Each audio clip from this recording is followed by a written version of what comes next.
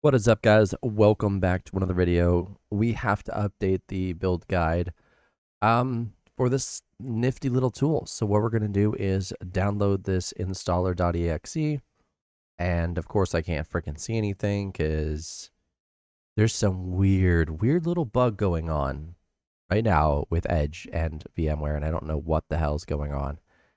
So we're going to download this somewhere else, and then we're going to just drag it into the VM. Because I want to get the video done. And with the magic of being absolutely amazing, no, I'm kidding, it's just video editing. We got it, we're installing it, it's done, and there it is. So, tool opens up, you're going to see that it has a brand new GUI. Settings are here, so set theme, we're going to go with dark. It's pretty cringeworthy, but hey, I like it. At least we don't have to look at that blindingness. Here you can have scripts, so create shortcut, download HD textures, you know what we're gonna do. We're gonna just set this back to bright. Download tools, install tools, copy ROM, extract assets, check status. So check status. So get install fail, Python install fail, fail, fail, fail. All right. So how does this work? So do we go to file location? Is that what we do? I think this is what we do, right? And then we're going to just drop the ROM that we have in here because it has been updated. So I don't exactly know, but I'm going to do that anyway. So I'm just going to drop our ROM in here. We're going to hit continue. What a weird place to install this to. And we're going to once again check status. ROM okay. All right, so it sees one of our ROMs. That's awesome. Do I have the other ROM? So I want to see if it says both are okay. I do. I have the other ROM. So once again, we're going to right click and open file location. And we're going to drag and drop that here. Boom. Okay, so once again, check status. Both ROMs are cool to go. So what we're going to do is I would really like to hit this install tools clone compile OOT button, okay? I love to do that. But considering this channel is about teaching and helping, we're just going to hit download tools from here. Okay? So we're going to download the tools. I'm going to install them one by one, all right? Because VS Build Tools doesn't have like a built-in command notification that like it is installing yada yada yada, and I want to directly show you what to install and how to do it, just in case something goes wrong. You'll know how to fix it because that's just who I am. So as you can see, we have almost everything done and downloaded already, which is nice because nothing is really that big. They're just installers. Except Python, except it gets a tiny bit bigger than I last assumed. It's going to take about 26 seconds. So our next step, now that we have those tools downloaded, we're going to open file location. I'm going to go to tools. It's not here. Okay, is it in temp? Aha, here they are. So we're going to start with the smallest one first, which is technically this one, because this one's technically like 1.27 gigs, and I ain't about that life right now.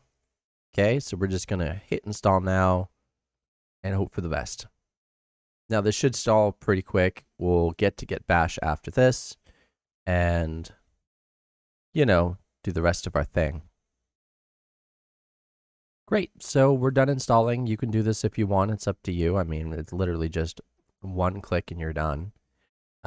Next, we're going to install Git, which is definitely needed. So go for it like that. Hit next, and next. If you have Notepad++ installed, I suggest you select it in this, but I don't have it installed. So we're just going to go with this by default. We're going to let Git decide. And basically, choose this one. Okay. So from the command line and third-party software. and we're going to use whatever next. And this is going to do its installation thing. Well, as you can see, that's done. We don't have to launch anything. We're going to deal with VS Build Tools next. So it's going to do its thing. I'm going to minimize this. You're going to hit continue. It's going to download about 12.99 megabytes of stuff. And of course, after it's finished, which should be right now, it's going to do the installation of the stuff, and then we're going to get to the actual installer itself. I don't know why it does this sometimes. I think it's literally updating itself, even though you literally just updated it, or it's just grabbing the information it needs. I would like to know one day. But for now, I guess we'll never know, will we? That was a weird voice. Shouldn't have done that. Anyway, it's just going to sit here until this happens. We're going to go with this one. So this is desktop development with C++. Okay? And once we have that, of course, the total install size is like 6.24, but if you install while downloading, it's actually a whole lot smaller, which is pretty cool. So as you can see, once it starts the download operation, it should show you the true size. It's very compressed. See, 1.48 gigs. Now this is going to take me a hell of a long time. So I'll be right back in a century or two when this is finished. Well, everything is done downloading, and now it's installing the packages. So depending on whatever, this might take just a bit, so have some patience. All right, so everything's done installing, and it's just optimizing assembly, whatever. On to the next part. We're going to exit out of this, and of course, we're going to go back into the tool, and just to make sure we have everything, we're going to check, and it says they're not installed, but they are. I don't know what the hell it's doing. Okay, I just ran it as administrator, and it worked. Apparently, you have to reopen the tool after you install the tools. Okay. So this is cloning into a directory, and it's doing what's called a recursive clone. So it's gathering extra things that it needs to compile, and this will take a bit of time depending on your internet speed, because there are a lot of stuff that it's receiving. So this is where it's going to be resolving deltas, updating files. It's of course going to grab AZI audio and Gliden64. Those are the recursive objects that it's going to grab, of course. And it grabs those from those GitHub repositories that I mentioned there. Once that's done, this is going to jump into compiling or extracting assets right there. So searching for ROMs. It found the ROM, and it's doing its thing. So it's installing stuff using pip. Pip is a thing that is part of Python. That's why we installed Python. The entire script used to extract assets is using Python. This time, I'm using 12 cores for this video instead of just 6 cores for the last video because, well, I don't want this to take too long. So this part depends on how many cores or threads you have. The more you have, the faster it goes, so on and so forth. All right, so it's pretty much done. Now it's going to compile. And as you see, it's using the build tools that we installed.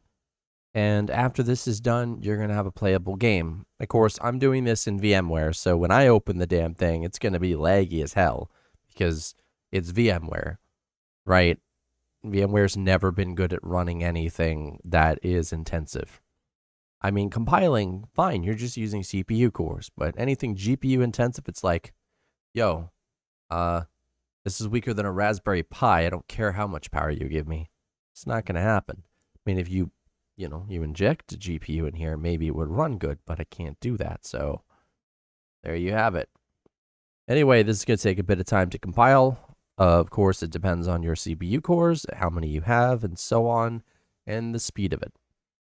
So we will be back when this is finished. It finished doing its thing, and it asks us if we want to create a shortcut. I'm going to hit yes, and there's your game. And if we launch the game, of course, as I told you, it's going to be really laggy because I mean, VMware, right? Right? Look, there you go. It works.